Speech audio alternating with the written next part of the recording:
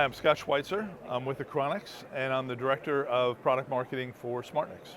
SmartNICs, in the FPGA context, is the ability to take the high-speed data that flows in through the Ethernet interface, process that data, and then send it up to the host, and then also be able to handle the data the other way, bring it down from the host, process it, and then send it back out. And the benefit that we bring, Achronix brings to this whole process, is that it's a modular approach.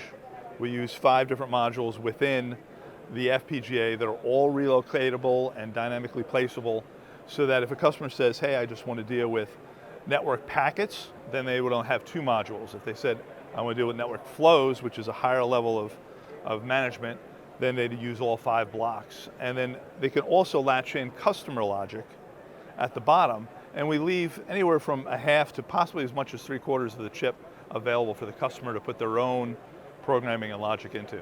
As we get to speeds above 100 gig Ethernet, like 400 gig Ethernet, we're going to find that the whole sea of ARM cores approach that other DPU vendors are chasing is just that. They're a solution that's chasing the problem.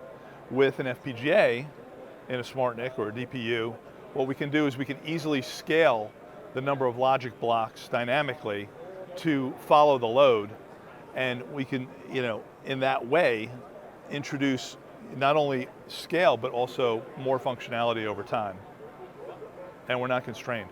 So to wrap this up, while a lot of conventional DPUs are going after the ARM core approach, Achronix is looking at it more from a holistic FPGA approach, right? FPGAs add to the mix, because if you look at all your network data that comes in, it's all character-based, and FPGAs are ideally suited for manipulating character data and doing it at almost a clock tick speed, right? We can move data through the pipeline extremely rapidly and transform it from one end to the other, and do it in a small number of clocks compared to competing CPU or GPU implementations. One of the last things I want to mention is one of the things that allows us to do all of this is we not only have an FPGA, but we actually put a 2-dimensional network on a chip on top of the FPGA, and that allows us to have these dynamically placeable logic blocks anywhere on that 2D network, so that they can easily pass data from one block to another, utilizing that network in a high-speed, high-performance